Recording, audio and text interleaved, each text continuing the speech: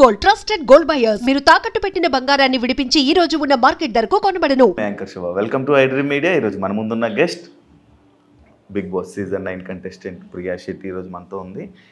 హౌస్లోకి వెళ్ళే ముందు క్యూట్ అన్నారు, తన వాయిస్ బాగుంది అన్నారు. అంత అంటే ఒక 1 వీక్లో 1 lakh ఫాలోవర్స్ తీసుకుని వచ్చారు. తన్ని బాగా ఇన్స్టాలో వైరల్ చేశారు. అదే బిగ్ బాస్లోకి అదే ప్రియా వెళ్తే మాత్రం నెగిటివ్ చేసి ట్రోల్స్ చేయడం జరిగింది. అసలు ఇది ఎందుకు జరిగింది, ఏంటి, అసలు తన చేసిన తప్పులు ఏంటి, మనకు తెలియని విషయాలు, బిగ్ బాస్లో జరిగిన విషయాల్ని తెలుసుకునే ప్రయత్నమే ఈ యొక్క ఇంటర్వ్యూ. తనతో మాట్లాడి ఇంకా తెలియజేసుకుందాం. హాయ్ ప్రియా. హాయ్, నమస్తే. నేను కూర్చుంటా అనుకున్నావా? లేదు అనుకోలేదు కదా. మీలాంటి పెద్దవాళ్ళ ముందర మేమెంత పెద్దవాళ్ళు, నాగార్జున అనుకున్నా. హ్యాపీ బా, చాలా బాగుంది. ఎలా ఉంది బిగ్ బాస్ జర్నీ? చాలా బాగుంది. హ్యాపీయా? అలా ఫస్ట్ నేను అడిగే క్వశ్చన్, నువ్వు నీలా ఉన్నావా? తెలియట్లేదా మీకు ఇప్పుడు? అంటే ఇక్కడ బాగున్నా, ఎంత మంచిగా ఉన్నావు, అక్కడ ఏం ఏమైంది? అంటే లైక్ ఎందుకు అంత నెగిటివిటీ రావడానికి రీజన్స్ ఏమనుకుంటున్నావు? నేను ఫస్ట్ ఆఫ్ ఆల్ లోపల నాకు నెగిటివిటీ వచ్చిందని తెలిసింటే నేను అలా చేసేదాన్ని కాదు. నేను నాలానే ఉన్నా. అంటే అది కావాలని చేసిందా? లేదు, నేను లౌడ్ హైపర్ యాక్టివ్ పర్సన్ని. ఆనందం వచ్చినా ఎక్కువే, బాధ వచ్చినా ఎక్కువే, కోపం వచ్చినా ఎక్కువే, అన్నీ ఎక్కువే. అన్నీ ఎక్కువే, అన్ని ఎక్కువే. నాలానే నేను ఉన్నాను. మా మమ్మీ లెటర్ లో కూడా రాసింది కదా, ఇంట్లో ఎలా ఉన్నావో అక్కడ కూడా అలానే ఉన్నావు. అలానే కానీ ఆ లెటర్ లో ఏదైనా ఒకటి అలా కాదమ్మా, మంచిగా ఉండమ్మా అని అనుంటే నీకు హెల్ప్ అయ్యేదేమో. అది నాకు లెటర్ వచ్చిన 2 days ఎలిమినేట్ అయ్యా. నేను ఆ వీక్ అంతా సైలెంట్ గా ఉన్నా. ఎందుకు సైలెంట్ ఉన్నావు? నాకు అర్థమైపోయింది. ఏమని? సెకండ్ వీక్ వీకెండ్ ఎపిసోడ్ లో నాగార్జున గారు తిట్టారు, ఇట్లా ఆడియన్స్ రంగు పడిద్ది అన్నప్పుడు క్లాప్స్ కొట్టారు. నాకు అది ఒక బిగ్గెస్ట్ ఫీడ్బ్యాక్. మూసుకొని, అదిగో నాకు వచ్చేస్తుంది, ఇది మూసుకొని ఉండాలని నాకు క్లారిటీ వచ్చింది. అందుకే తర్వాత అలర్ట్ అయిపోయావు. అలర్ట్ అయ్యి కామ్గా ఉన్నా. గేమ్ స్టార్ట్ చేద్దామన్న లోపే ఓనర్స్ ఈట్ మైండ్ఫుల్లీ ఏదో ఒక వర్డ్ వాడేవు కదా, అది దేనికి? అది దానికి క్లారిటీ ఇచ్చావా? మొత్తం సిచ్యువేషన్ ఎక్స్ప్లెయిన్ చేయనా?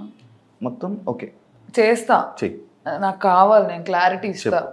ఆ రోజు ఏమైందంటే, మేము ఫుడ్ ఎప్పుడు వేస్ట్ చేయం. నైట్ అన్నం చేసుకున్నాం అనుకో, పొద్దున్నకి అది పులిహోరో ఏదో అలా టొమాటో రైస్ అలా చేయించుకుంటాం మిగిలిపోయిన అన్నంతో. అలా మేము పొద్దున టొమాటో రైస్ చేయించుకున్నాం. అది ఇంతే ఉంది. మేము 6 members ఉన్నాము. అయితే అట్లు తినాలి అని మాకు ఎవరికి లేకుండే. టొమాటో రైస్ తినేద్దాం అనుకున్నాం. అది చాలా యమ్మీ ఉంది, బాగా చేశారు, రామ వాళ్ళు చేశారు, చాలా బాగుండే. మేము వచ్చి కూర్చున్నాం, ఇంతే వచ్చింది. ఇంతే ఆకలి వేస్తుంది, నేను ఇంతే తిన్నా. శ్రీజ, కళ్యాణ్ కూడా తినలేదు. కానీ వాళ్ళు మాకు ఆకలి వేస్తుంది, మేము అట్లు తింటామని వాళ్ళు అట్లు వేసుకొని తింటున్నారు. డెమోన్ తినలేదు అప్పటికి. నేను ఫుడ్ మానిటర్. నాకేమోనండే, నన్ను అడుగుతారు కదా, ఏంటి ఫుడ్ లేదు, నువ్వు చేయించి ఉండాల్సిందని. నేను ఇంతే తిని, డెమోన్ తినురా నువ్వు అని చెప్పి నేను మిగిలేసి, నాకు ఇంకా చాలే, ఇంత తిన్నా కదా చాలని వెళ్ళిపోయా. కానీ ఆకల్లో ఉన్నా. మనీష్ అప్పటికే తినేసాడు, బ్రేక్ఫాస్ట్ అయిపోయింది, టొమాటో రైస్. మళ్ళీ డెమోన్ తినే లోపే మనీష్ వచ్చి కప్లో టొమాటో రైస్ వేసుకొని తింటున్నారు. మనీష్కి తెలుసో తెలీదో నాకు తెలీదు డెమోన్ తినలేదు అని. తింటుంటే నేను డెమోన్ని పిలిచి, మనీష్ నువ్వు అడిగిండాల్సింది, డెమోన్ తినలేదు అంటే, అయ్యో అవునా అని అన్నారు. నార్మల్గా చెప్పాం, అయ్యో అవునా అంటే, డెమోన్ ఇంకా తిను బ్రో అది అని అన్నారు. మధ్యాహ్నం అంతా ఏదో గొడవ అయింది, నాకు గుర్తురాట్లేదు, ఏదో గొడవ అయింది. మళ్ళీ వచ్చాము, నేను ఏం తినలేదు, నేను ఇంత టొమాటో రైస్ తిన్నా, ఆకల్లో ఉన్నా ఫుల్. వచ్చి చూస్తే అసలు మాకేం లేదు, పప్పు లేదు, కర్రీ లేదు, ఏం లేదు, ఆకల్లో ఉన్నా. నేను అసలుకే పొద్దున్న తినలేదు. నేను పక్కన వాళ్ళ కోసం కన్సిడరేట్గా ఉండి నేను తక్కువ తింటున్నా, మళ్ళీ నాకు మిగలలేదు. నేను అప్పుడు ఏడుస్తున్నా, ఏదో జరిగింది, ఆకలి వేస్తుంది, ఆకలి ఏడుపులో వచ్చినది అది. ఓనర్స్ కొంచెం చూసుకొని తినండి, ఈట్ మైండ్ఫుల్లీ. ఎందుకంటే మేము 4 members తినలేదు. నేను ఒక్కదాన్ని తినకపోతే ప్రాబ్లం అయితే ఏమన్నా అనుకోవచ్చు. 4 తినలేదు, ఎలా తింటారు 4? ఒక స్పూన్ పప్పు ఉంది, ఒక స్పూన్ కర్రీ ఉంది. మేము ఏం చేసామంటే, ఏదో కారం అలా వేసేసి అన్నం అంతా దాంట్లో వేసి కారం అన్నం తినేవాళ్ళం. మేము ఓనర్స్ గుండి కూడా మేము ఇలాంటివి తిన్నాము, కారం అన్నము. మీరు నార్మల్గా అంటే ఓనర్స్, టెనెంట్స్. ఓనర్స్ అంటే మీరు నిజంగా ఓనర్స్ అని ఫీల్ అయిపోయారా? లేదండి, మేము చాలా కన్సిడరేట్గా ఉన్నాం. మనల్ని బిగ్ బాస్ తిట్టేవాళ్ళు. మేము యాపిల్స్ ఇచ్చిన, ఒకరోజు హరీష్ గారు బిస్కెట్స్ యాపిల్స్ ఇవ్వడానికి వెళ్తే తిట్టారు ఇవ్వకండి అని చెప్పి. ఇంకా మాకేంటి వాళ్ళకి ఫుడ్ రావట్లేదు కదా, నేను ఫుడ్ మానిటర్ని డైరెక్ట్గా ఇచ్చేయడం ఎందుకు, మాకు ఫస్ట్ ఆఫ్ ఆల్ రూల్స్ తెలీదు, బిగ్ బాస్ ఎలా ఉంటుందో తెలియదు. చూడలేదా ఏ సీజన్? చూసాము, కానీ ఈ సెట్ ఆఫ్ రూల్స్ వస్తాయి, దీన్ని ఇలానే ప్లే చేయాలి, దాని రిపర్కషన్స్ ఏంటి అని మాకు ఐడియా లేదు. మా సీజన్ చూస్తే అర్థమైపోయేది. మాకు ఐడియా ఉంది, తిడతారని ఐడియా ఉంది, కానీ ఏమన్నా డ్రాస్టిక్ అయిపోయి మమ్మల్ని టెనెంట్స్ కి పంపించేస్తారేమో అన్న ఒక టెన్షన్. అందరం ఉడుకు రక్తంతో ఉన్నాము. కామెంట్స్ ఆడుకోవాలని లేదు అసలు, నేనే కదా ఎవరు లేరు అలా. కొంచెం ప్రూవ్ చేసుకోవాలి, ఆడదాము, స్ట్రిక్ట్ గా ఆడదామని మేము కొంచెం ఇంప్రెస్ చేయించుకుందాం, డైరెక్ట్ ఇవ్వడం ఎందుకు అని మా ఓనర్స్ మీటింగ్లు జరిగి గొడవలు అయ్యి మేము కొట్లాడేసుకొని నేను ఇంప్రెస్ చేయకుండా ఇచ్చినందుకు కూడా నాకు నామినేషన్ పడింది. ఇంప్రెస్ తినండి అనే ఇచ్చాను, మాకేంటి రూల్ ఫుడ్ ఇవ్వకూడదు అని. మా ఓనర్స్ లో ఇద్దరు మాకు పాయింట్అవుట్ చేసేవాళ్ళు, మనీష్, హరీష్. సుమన్ శెట్టికి ఇచ్చాను, ఇమాన్యుయల్ కి ఇచ్చాను, ఎంతమందికి పాలు ఇచ్చాను, ఫ్రూట్స్ ఇచ్చాను. సంజన గారి గుడ్ మ్యాటర్ కూడా నేను గుడ్డు తిన్నందుకు కాదు గొడవది, చెప్పకుండా తిన్నందుకు గొడవది. అది కూడా నేను చేయలేదు, ఫుడ్ మానిటర్ అయ్యి ఉండి నేను ఆడుకుంటున్నా బిగ్ బాస్ గుడ్ పోయింది అని, వీళ్ళు కూడా పడ్డారు. నువ్వు ఆడుకున్నది కూడా కొంచెం రఫ్ గా నాకు కనిపించిందేమో మేబీ. అంటే నువ్వు ఆడుకుంటూ నార్మల్గా మాట్లాడినావు కూడా నీ వాయిస్ వల్ల కొంచెం ఇది అయిపోయింది ప్రాబ్లం, డిఫాల్ట్ ప్రాబ్లం.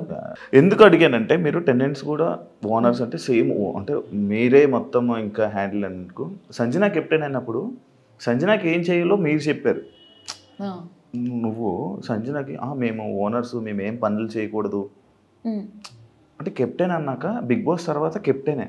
ఇప్పుడు టాస్క్కి సంచలకి వెళ్ళకు, బిగ్ బాస్లో కెప్టెన్ అంటే కెప్టెన్ ఏం చెప్తే మీకు పని చెప్పినా మీరు చెయ్యాలి. కానీ మాకు సంజన గారు టెంపరీ ఓనర్ అని వచ్చింది నోటీస్లో. ఓనర్స్ పని చేయకూడదు అనేది మెయిన్ రూల్. అదే టెంపరీ ఓనర్ అంటే ఏంటి, తన కెప్టెన్గా ఉన్నంత వరకు ఓనర్. మా పర్స్పెక్టివ్ ఏంటి తెలుసా, కెప్టెనే కానీ టెంపరీ ఓనర్, మేము పర్మనెంట్ ఓనర్, మాకే అథారిటీ ఎక్కువ ఉంటుందని మేము ఫీల్ అయ్యాం అక్కడ. అదే మీరు ఎక్కువ ఆలోచించేసుకోవడమే మీ కామనర్స్ కి మైనస్ ఏంటంటే కంప్లీట్లీ. ఎందుకు ఎక్కువ ఆలోచించేవాళ్ళు? నార్మల్ ఏం ఆలోచించేవాళ్ళం కాదు, మాకు మాట్లాడితే చాలా ఓనర్స్ మీటింగ్ అని చెప్పి పిలిచేవాళ్ళు. మనీష్ కి హరీష్ గారికి క్లాసెస్ ఎక్కువ ఉండేవి, మనీష్ కి ఏం బ్యాడ్జ్ లేదు, సో అన్నిట్లో ఇన్వాల్వ్ అయ్యేవాడు. ఇది ప్రాబ్లం.